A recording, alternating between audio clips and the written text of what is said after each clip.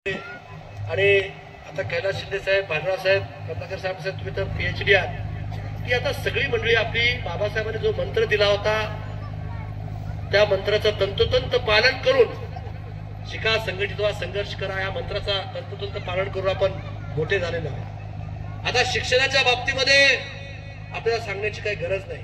सगळ्यांनी आपले मुलं चांगल्या शाळेत घातले, चांगल्या पदावरती निवून पोहोचवण्याचं काम करत आमच्या औषधाची मंडळी या ठिकाणी आले। औषधामध्ये सुद्धा चांगल्या पद्धतीचं बुद्धविहार त्या ठिकाणी उभा टाकले।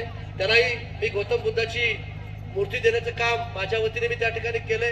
मला वाटते लवकरच कार्यक्रम त्या ठिकाणी तो होणार आहे, त्याही कार्यक्रमाला आपल्याला त्या ठिकाणी जायचंय। पण मला विनंती आहे, इथं कोण मंत्रीजी राहतात?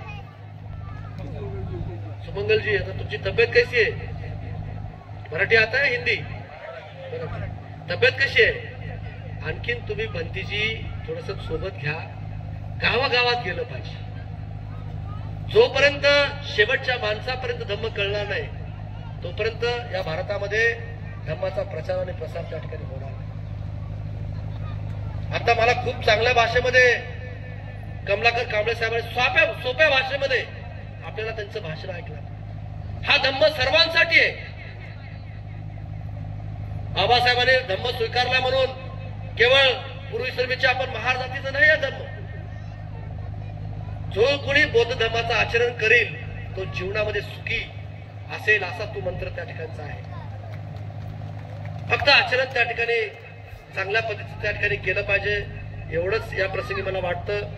परत एकदा मी कैलाश भाऊ, मी असेपर्यंत आता पुढचे दिग्विजय करेलच, पानराव साहेब तुम्ही असेपर्यंत आपण जरा मराठवाड्यामध्ये आपण एक टीम तयार केली पाहिजे। आपला एक प्रेशर ग्रुप त्या ठिकाणी तयार केला पाहिजे आणि प्रेशर ग्रुप केल्याशिवाय आपल्याला राज्य ठिकाणी सुद्धा आपल्याला कोणी नोंद त्या ठिकाणी घेत नाही। आणि म्हणून आपला एक ग्रुप आपण तयार त्या ठिकाणी करूया।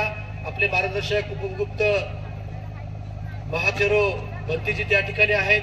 आज या वयात सुद्धा मराठवाड्यामध्ये धम्म कार्याची चळवळ त्या पूज्य बंतीजींनी त्या ठिकाणी केलं, त्यांचं सुद्धा कौतुक आणि अभिनंदन सुद्धा या ठिकाणी करतो, आभार सुद्धा या ठिकाणी व्यक्त करतो। अहो, लातूरमध्ये एवढे मोठी आपली लोकसंख्या आहे, आज तागायत जर बौद्ध नगरचं जर वैशाली बुद्धविहार जर नसतं तर कुठेही बुद्धविहार त्या ठिकाणी दिसत नव्हतं। तर इथं बॅनजी आले, महादेवरांच्या मार्गदर्शनाखाली काम केलं।